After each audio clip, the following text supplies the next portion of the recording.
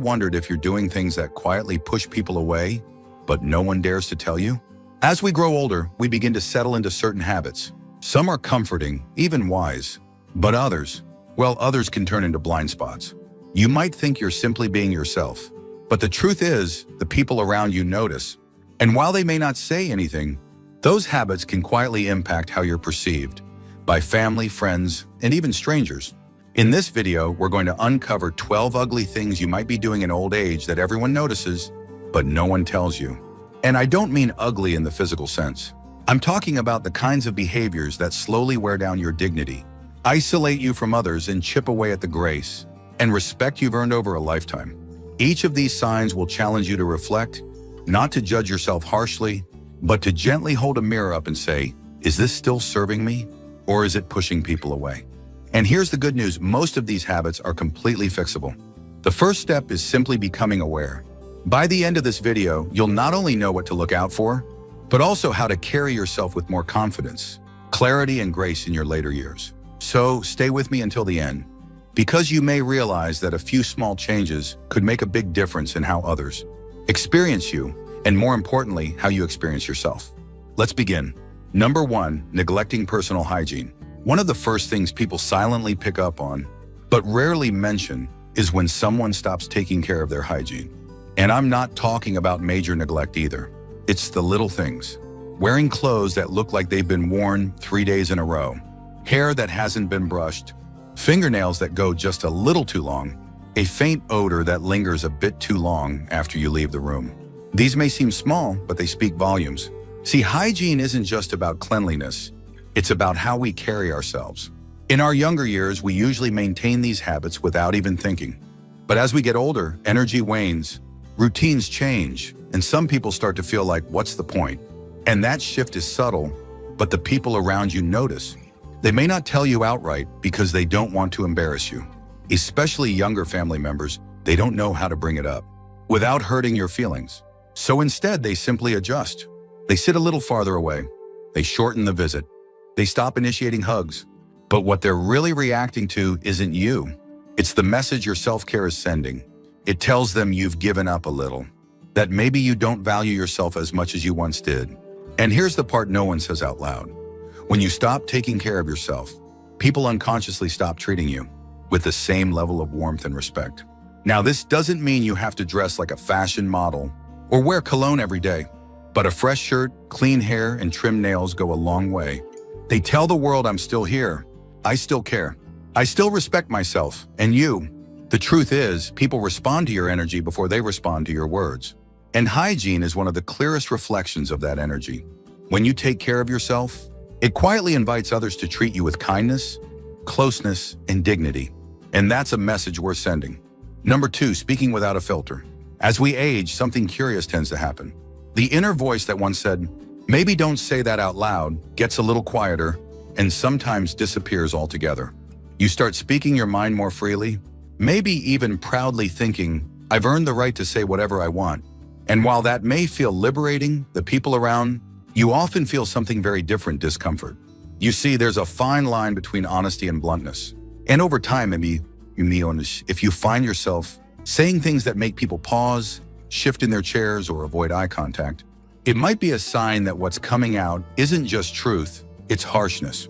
Maybe you've caught yourself making remarks about someone's weight, appearance, relationship, or even how they're raising their kids. Maybe you've brushed it off with a chuckle and said, I'm just being honest, or back in my day, we weren't so sensitive. But here's the reality, honesty without compassion just sounds like criticism. And the people on the receiving end, they rarely tell you. They just start pulling back. You'll notice they stop inviting you to certain gatherings, or they don't stay on the phone as long. They love you, but they're trying to protect themselves from the sting of those small, careless remarks. Now, this doesn't mean you need to censor every word or walk on eggshells, but it does mean pausing before you speak and asking, is this helpful? Is this kind? Because sometimes what feels like speaking your truth is actually just releasing frustration, and it lands harder than you realize. A good rule of thumb, if you wouldn't want someone saying it to your grandchild, maybe don't say it to someone else's. The beauty of growing older is the wisdom you carry. And when that wisdom is wrapped in kindness, people lean in. They listen. They respect you deeply. But when it comes coated in sarcasm or judgment, they start tuning out even if your intentions are good. Your words still have power, maybe now more than ever. Use them to build connection, not create distance. If you're still watching this video and finding these insights valuable, please comment number 2 below to let me know you're here. And if you haven't subscribed yet, I recommend you subscribe and turn on the bell so you don't miss any videos. Your support helps us continue creating good content to inform and inspire you. Number 3, wearing clothes that don't fit anymore. There's a certain comfort in routines, eating the same breakfast, walking the same path, wearing the same clothes you've had for years, and there's nothing wrong with consistency. But when it comes to clothing, what once looked classic can, over time, begin to feel careless. You may not notice it yourself, but the way your clothes fit, or don't, says a lot about how connected you are to the present moment. Pants that hang too loose, shirts that cling too tight, outdated styles from 20 years ago, or shoes that have long since lost their shape. These aren't just fashion choices. They quietly send a message that you've stopped paying attention. And while no one will come out and say it, they notice. It's not about following trends or trying to dress like someone half your age. It's about showing the world that you still see yourself as someone worth looking after. When people see an older adult in clothing that fits well, looks cared for, and reflects a sense of self-respect, they feel something instantly admiration. It tells them this person still shows up in the world, not out of vanity but dignity. Think about it. Would you wear the same suit to a job interview that you wore 25 years ago? Probably not. The same principle applies to everyday life. Our bodies change, our coloring shifts, and our energy evolves. Dressing in a way that reflects your current self, not your past, shows emotional presence and self-awareness. Now, I've heard some folks say, "Whenever you, what do I care what people think? I'm comfortable." And that's fair. But being comfortable and being dismissive aren't the same. You can be comfortable and put together. You can be relaxed and respectful of your appearance. Even something as simple as upgrading to a well-fitting pair of jeans or choosing a shirt that brings out your natural tones can change the way people respond to you. Not because of the fabric, but because of what it represents, that you're still engaged, still aware, still proud of who you are today. People won't compliment you directly. They may not even mention it at all, but they notice. They smile a little more. They treat you with a touch more reverence. Because like it or not, the way we dress is the first thing the world sees. And even in old age, that first impression still matters. Number 4, interrupting or dominating conversations. We all want to be heard, especially in our later years, when we've lived through enough experiences to know a thing or two. But sometimes in that desire to share what we know, or to make sure our point is clear, we forget to leave room for others. It can start subtly. You're in a conversation and someone brings up a topic you've dealt with before. You jump in. You offer a story. You start explaining what they should do. Before you know it, 10 minutes have passed and no one else has spoken. What's tricky about this habit is that it doesn't come from a bad place. Most of the time, it's rooted in a genuine desire to help. But here's the problem: when we take up too much conversational space, we unintentionally silence the very people we care about. And they won't tell you that you're doing it. Instead, they'll start drifting away. They'll stop calling as often. They'll keep conversations shorter. You'll feel the distance, but you won't always know where it came from. People want to feel seen and heard, not lectured. And when every conversation starts to feel like a one-way street, it quietly wears down the relationship, especially with younger adults or grandchildren who already may feel a little unsure of how to connect with someone from another generation. It's not about saying less, it's about listening more. Letting there be pauses, asking more questions than you answer, and resisting the urge to jump in with advice unless it's asked for. One of the most powerful things an older person can do in a conversation is to hold back, just enough to let others fully express themselves. Not because you don't have something wise to say, but because they need to know that what they say matters too. And here's the irony: the less you dominate the conversation, the more people seek your input. The more you listen, the more they trust you. You become someone they want to talk to, not someone they feel they have to brace for. So next time you're in a group or even just chatting one-on-one, pay attention. Are you truly listening, or are you just waiting for your turn to speak? That small shift in awareness can change everything. Because when people feel heard, they open up, they draw closer, and they start looking forward to the next conversation instead of dreading it. Number 5, complaining about kids these days. It starts as a simple observation. You see a teenager glued to their phone and think, Back in my day, we actually talked to each other. You hear someone in their 30s making a decision you disagree with and think they have no idea how the real world works. And before you know it, these thoughts start slipping out in conversations with friends, with family, even with strangers. You may not realize it, but when you constantly criticize younger generations, it sends a powerful and often damaging message. It tells the people around you, especially your children and grandchildren, that you're not interested in understanding them, that you're stuck in a time that no longer exists. Now, here's the uncomfortable truth. Every generation thinks the one coming up behind them is missing something. That's nothing new. But when that criticism becomes your default, it doesn't make people see you as wise, it makes them see you as bitter. You might mean it as a joke. You might think you're just pointing out the obvious. But to the people hearing it, especially those under 50, it often feels like rejection. Like you're dismissing their entire world, their values, their way of life. And the result? They stop opening up. They keep things light. They avoid deeper conversations because they're bracing for judgment. Even when they love you, they start keeping a part of themselves at a distance. Now, that doesn't mean you have to agree with everything younger folks do. It doesn't mean you have to embrace every new trend or idea. But what it does mean is choosing curiosity over criticism, asking instead of assuming. When you shift from saying these kids today have it easy to asking, what's it like? Trying to find your way in this world now? You open the door to connection. You create space for dialogue, not division. Remember, your value doesn't come from comparing the past to the present. It comes from bridging them, from being the steady hand that reaches across generations, not the voice that shouts from behind. And believe it or not, when younger people feel respected by you, they listen more. They ask questions. They come to you, not because they have to, but because they want to. You become not just the elder in the room, but the one they admire, trust, and turn to. Not for lectures, but for wisdom that listens first, then speaks. That's real influence. And it starts with letting go of the need to be right about how it used to be and leaning into who you can still be right now. If you're still watching this video and finding these insights valuable, please comment number 5 below to let me know you're here. And if you haven't subscribed yet, I recommend you subscribe and turn on the bell so you don't miss any videos. Your support helps us continue creating good content to inform and inspire you. Now let's move forward. Number 6, ignoring modern etiquette. There's a kind of social awareness that often goes unnoticed until it's not there. Things like speaking loudly on your phone in public, standing too close in line, or playing a video without headphones in a waiting room. Small behaviors, sure, but they can have a big impact on how others perceive you. Now, these things might not have been a big deal decades ago. Back then, people were more tolerant of loud conversations or unexpected behavior. But times change, expectations shift, and what used to be considered harmless now makes people quietly uncomfortable. And here's the tricky part. You may not even realize you're doing it. No one pulls you aside and says, hey, could you turn that down? Or do you mind stepping back a little? Instead, they'll give you a look, or avoid eye contact, or move to another seat.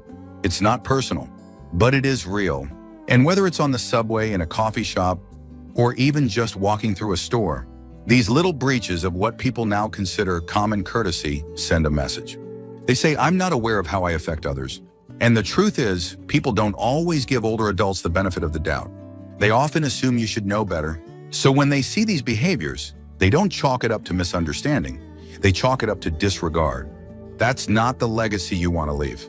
And fortunately, it's one of the easiest things to fix. Start noticing how people around you behave in public spaces, how they manage their volume, how they navigate personal space, how they engage with technology when others are around. Modern etiquette isn't about being uptight, it's about being considerate. It shows that you're still tuned into the world, still engaged, still aware of the impact you have on others. And that awareness, it builds respect. It tells people, I may be older, but I'm still someone who pays attention, someone who adapts, someone who cares about how others feel. That doesn't just improve how strangers respond to you, it changes how your own family sees you too. Grandkids notice, neighbors notice, and their quiet admiration grows. Because in a world that's always rushing, someone who moves with awareness, who carries themselves with subtle dignity, stands out more than ever. Number 7, oversharing medical problems. We've all heard the joke, get a few older folks together and the conversation turns into a contest of who's got the worst knee, the highest blood pressure, or the most medications lined up on the bathroom shelf. And while it may seem like harmless talk, or even a way to relate, constantly bringing up your health issues can slowly wear down the energy of those around you. Here's the thing, everyone knows that getting older comes with its fair share of physical challenges. You don't have to pretend everything's perfect. But when your conversations always circle back to what hurts, what the doctor said, or what's next on the surgery list, people start to feel like they're in a waiting room, not a relationship. Especially for younger family members, these topics can feel overwhelming. They may not know how to respond, or they may feel helpless hearing about things they can't fix. So instead of leaning in, they back away, not out of disrespect, but out of quiet exhaustion. You deserve empathy. You deserve to be heard. But when that becomes the centerpiece of how you relate to others, it changes the dynamic. It shifts from connection to caretaking, from conversation to complaint. Think about the people you enjoy being around. Chances are, they're not the ones who list every ache and pill they take. They're the ones who focus on what's still good. The ones who might mention a challenge, but don't let it define the moment. Now, does that mean you should hide your struggles? Not at all. But choose your audience, choose your timing, and more importantly, choose balance. Share how you're doing, yes, but also ask others how they're doing. Talk about the book you're reading, the neighbor's garden, the bird you saw out your window. Because your life is still full of stories that aren't just medical charts. And people want to connect with you, not just your symptoms. You might be surprised how much lighter your relationships feel when you stop letting your health lead every conversation. When you focus on what you can do, what you enjoy doing, and what still sparks a smile, you don't just feel better, you help others feel better too. And in a world that already feels heavy, being someone who lifts the room, even a little, is a beautiful kind of medicine all its own. Number 8, being stubborn about outdated beliefs. One of the hardest things to notice in ourselves, especially as we age, is when our beliefs start turning into walls instead of windows. We hold on to ideas that once served us well, principles that shaped how we raised our families, ran our businesses, and made sense of the world. But over time, if we're not careful, those beliefs can harden into absolutes that no longer reflect the world we're living in now. You might find yourself saying things like, "That's just how it is," or "People are too sensitive these days," or "I don't care what the science says. I know what's right." And while you may feel confident in your views, what others often hear is something very different: resistance. The truth is, the world has changed, and it's still changing. Technology, culture, gender roles, mental health awareness, the way we communicate, it's all evolving fast. And when we dig our heels in and refuse to even consider another perspective, it doesn't come across as wisdom, it comes across as unwillingness. Younger generations notice this. And again, they usually won't confront you directly. But inside, they quietly label you as someone they can't talk to about certain things, someone who won't understand, someone who doesn't want to. And that's a real loss. Because whether it's your grandchild questioning traditional careers or your neighbor living a lifestyle you don't fully understand, there's so much connection possible when curiosity replaces judgment. Now, staying open doesn't mean you abandon your values. It means you're willing to update your understanding without compromising who you are. It means making room at the table for new ideas, even if you don't agree with all of them. And here's something else: stubbornness often hides fear. Fear of losing relevance, fear of being left behind, fear that if we let go of old beliefs, we lose a piece of ourselves. But the truth is, your relevance doesn't come from how firmly you hold on to the past. It comes from how courageously you meet the present. When you're able to say, "I never thought of it that way," or "Tell me more about what that means to you," you open doors. And people walk through them. They feel safe. And the beautiful part is, sometimes you do change your mind. Sometimes the younger person you're listening to turns out to be right in ways you hadn't imagined. And that humility, that willingness, that's what makes people truly admire you. Not because you had all the answers, but because you stayed a student of life, even in old age. That's rare, and it's powerful. If you're still watching this video and finding these insights valuable, please comment number 8 below to let me know you're here. And if you haven't subscribed yet, I recommend you subscribe and turn on the bell so you don't miss any videos. Your support helps us continue creating good content to inform and inspire you. Now let's move forward. Number 9, walking or moving without awareness of space. As we age, our pace changes. We slow down a little. We might feel less steady or more cautious with our steps, and that's completely natural. But what often happens without us realizing it is that we become less aware of how our movements affect the people around us. You've probably seen it, someone standing in the middle of a grocery aisle, cart sideways, completely blocking the way while scanning a label. Or someone stopping suddenly in a busy walkway, lost in thought. Or walking with a friend and slowly drifting into the path of oncoming foot traffic. Most of the time, these things happen without bad intent. You're not trying to be inconsiderate. You're simply focused on your own task. But to the people around you, especially those in a hurry or navigating tight spaces, it feels like friction. Like you're creating small obstacles that make their day a little harder. And here's the key part. People rarely say anything. They just sigh, walk around you, maybe give a quick glance and carry on. But over time, these small moments add up in how others perceive you. They might start to see you as that person who's always in the way, or they may silently decide to avoid situations where they'd have to walk beside you, shop with you, or navigate public spaces together. Not because they don't like you, but because they feel like they have to manage you. Now, I want to be clear, slowing down is not the problem. The issue is awareness. You can move slowly and still be respectful of space. You can pause to read something and still keep to one side. You can walk carefully while being mindful of the flow around you. This is especially important in places like airports, busy sidewalks, malls, or even church hallways. These are shared spaces, and being considerate in them sends a strong message that you're still paying attention, that you still care about how you impact others. In fact, this kind of awareness is a subtle form of grace. It tells people you're not just focused inward, you're present, thoughtful, and kind. And the truth is, most people aren't expecting perfection. They're just hoping for a little effort, a little awareness, a little consideration. When you show that, you stand out. Not as a slower person, but as a considerate one. Someone who still moves through the world with dignity and a quiet sense of responsibility. And that kind of presence, it's more powerful than you might realize. Number 10, making jokes that don't age well. A good sense of humor is one of the best things you can carry into old age. It keeps you light, keeps others comfortable, and helps ease tension in even the hardest moments. But not all humor ages gracefully. And some jokes, especially the ones that once got a laugh decades ago, can quietly push people away today. You might be joking the way you always have. A little sarcasm here, a teasing remark there, maybe a comment that plays off old stereotypes or pokes fun at someone's background, appearance, or choices. You might even laugh as you say it and follow up with, "I'm just messing with you," or "Come on, lighten up." But here's what's changed the world around you. And while humor used to rely on poking fun at differences, today people are far more sensitive to how words land, especially when they come from someone older. Younger folks especially are navigating a culture that emphasizes inclusion, empathy, and respect for diverse experiences. When a joke feels out of step with those values, it doesn't come across as funny. It comes across as disconnected, or worse, disrespectful.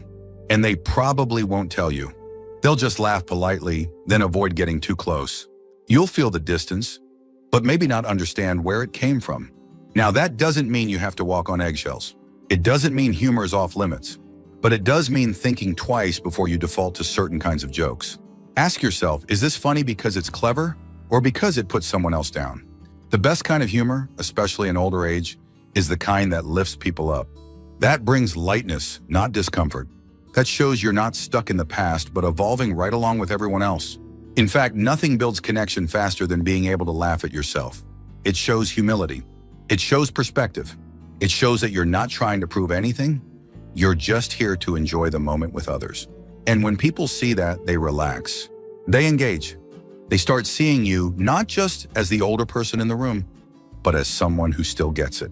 A kind sense of humor will take you far, but a humor that's thoughtful, self-aware, and a little updated for today, that'll keep the door to connection wide open at any age. Number 11, acting helpless when you're not. Getting older brings real challenges. No one's denying that. There are things that used to come easy that now take more time, more care, sometimes more help. But there's a difference between needing help and defaulting to it when you don't have to. And over time, that difference becomes something people notice more than they'll ever admit. Maybe you've gotten used to saying, "Can you just do it for me?" Or, "I don't know how any of this works, I'll mess it up anyway." At first, those requests feel innocent. But when they become habits, especially for things you're still capable of doing, they can quietly start to wear on the people around you.